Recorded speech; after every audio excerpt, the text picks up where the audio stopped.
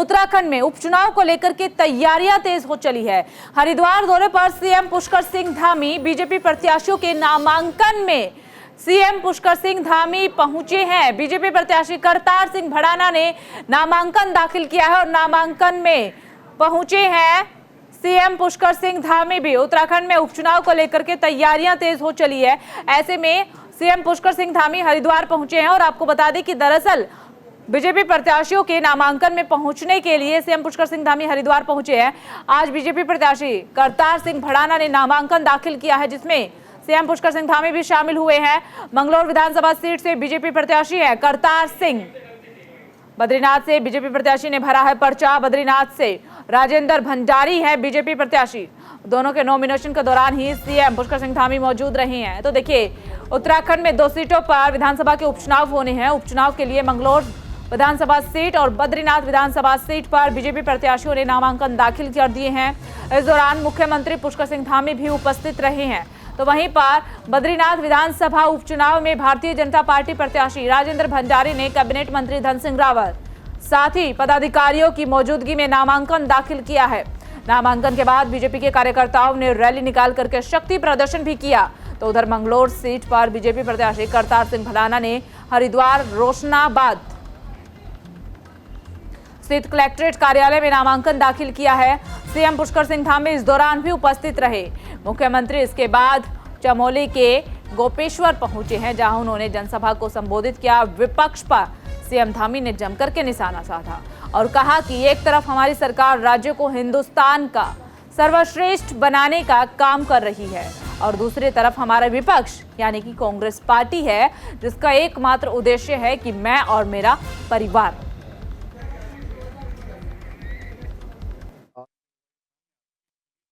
राणा जी का यहाँ पर भारतीय जनता पार्टी के प्रत्याशी के रूप में नामांकन हुआ है। बहुत ऐतिहासिक विजय होगी और उत्तराखंड में हमेशा मिथक बनता रहा है। इस प्रकार से भारतीय जनता पार्टी की सरकार दोबारा आई है। मंगलौर विधानसभा में भी इस बार भारतीय जनता पार्टी ऐतिहासिक रूप से विजय होगी। करतार सिंह भड़ाना जी वहाँ के विधायक बनेंगे। तमाम जो विकास की योजनाएं जो अभी तक वहाँ की उपेक्षित रही हैं, जिन योजनाओं को रोका गया है, जो योजनाएं आगे बढ़ी नहीं है, वो विकास आगे बढ़ेगा। मैं वहाँ के सभी देवतुल्य मतदाताओं से आह्वान करता हूँ, सबको अपील करता हूँ कि सरकार को गति देने के लिए मंगलौर विधानसभा को विकास के पहिए पर तेज गति से आगे चलाने के लिए भारतीय जनता पार्टी को जिताएं। कांग्रेस पार्टी जिसका एकमात्र उद्देश्य है मैं और मेरा परिवार, मैं और मेरे परिवार का विकास और कांग्रेस को जन कल्याण के लिए इनको कभी चुनाव नहीं जीतना भाई बहनों। इनको जीतना है तो केवल सिर्फ और अब सिर्फ अपने परिवार के कल्याण के लिए जीतना है, अपने लिए जीतना है। लोक कल्याण के कामों से इनका कोई लेना देना नहीं है भाई बहनों। आपने देखा होगा अभी लोकसभा का चुनाव होगा था। इस चुनाव में कांग्रेस के झूठ और पाखंड का भंडा फूट गया, लेकिन उन्होंने अब नया भ्रम फैलाना शुरू कर दिया है। मैं आपसे पूछना चाहता हूँ भाई बहनों, क्या 99 वाला बड़ा होता है या 240 वाला बड़ा होता है? जरा बताइए, कितना 99 वाला बड़ा होता है कि 240 वाला? अरे एक साथ आवाज क्यों नहीं आ रही है आप लोगों की? या फिर 234 वाला बड़ा होता है या 300 वाला बड़ा होता है? सब जानते हैं कि ये चुनाव कौन जीता है देश का।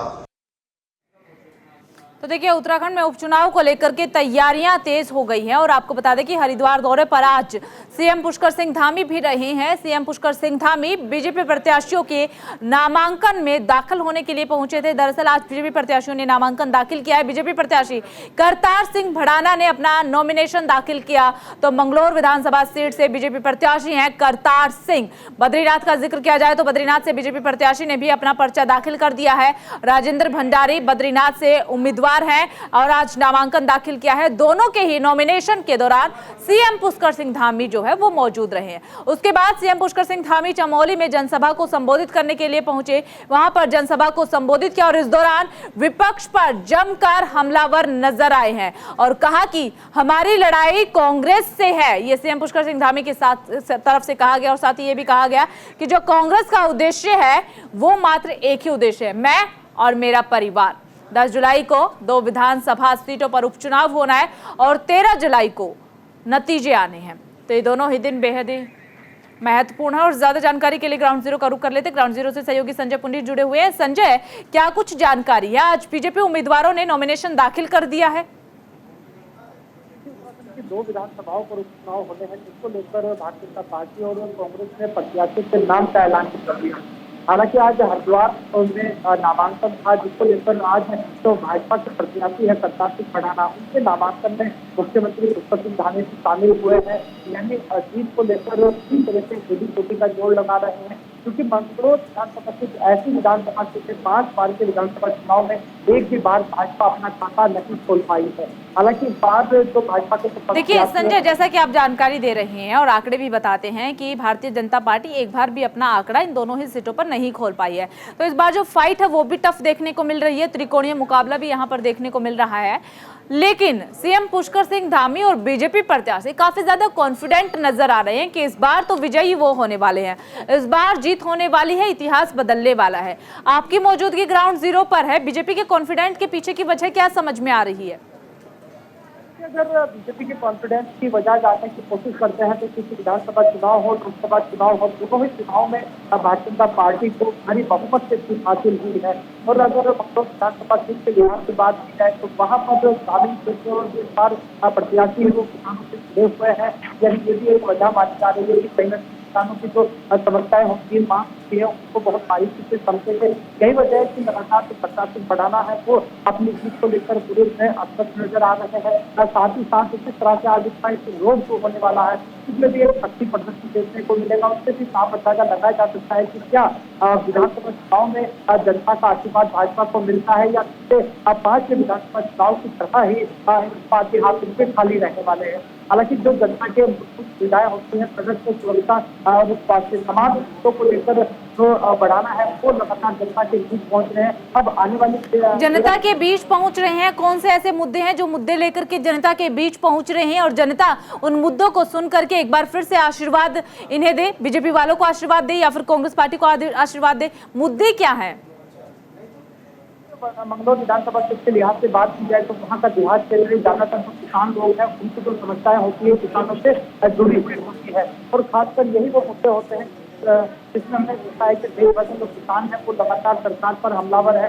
हालांकि इस बार जो केंद्र सरकार हो या राज्य सरकार हो, दोनों किसान को लगातार काटने की कोशिश कर रही है, और कितना असर सरकार का किसानों पर होता है ये चुनाव में भी तय हो जाएगा। और मतगणना के बाद ये भी साफ हो जाएगा कि क्या मंगलौर की जनता भाजपा पर भरोसा करती है या फिर इस बार इनके हाथ खाली रहने वाले हैं। क्योंकि लगातार हम देखते हैं कि विधानसभा चुनाव में भी भाजपा को एक बड़ी हासिल हुई थी, और लोकसभा चुनाव ऐसी बात की जाए तो यहाँ 5 सांसदीय सीटों में तमाम 5 सीट तो भारतीय जनता पार्टी के खाते में है। तो इससे भी साफ जाहिर होता है कि जो उनका कॉन्फिडेंस लेवल है वो हाई है।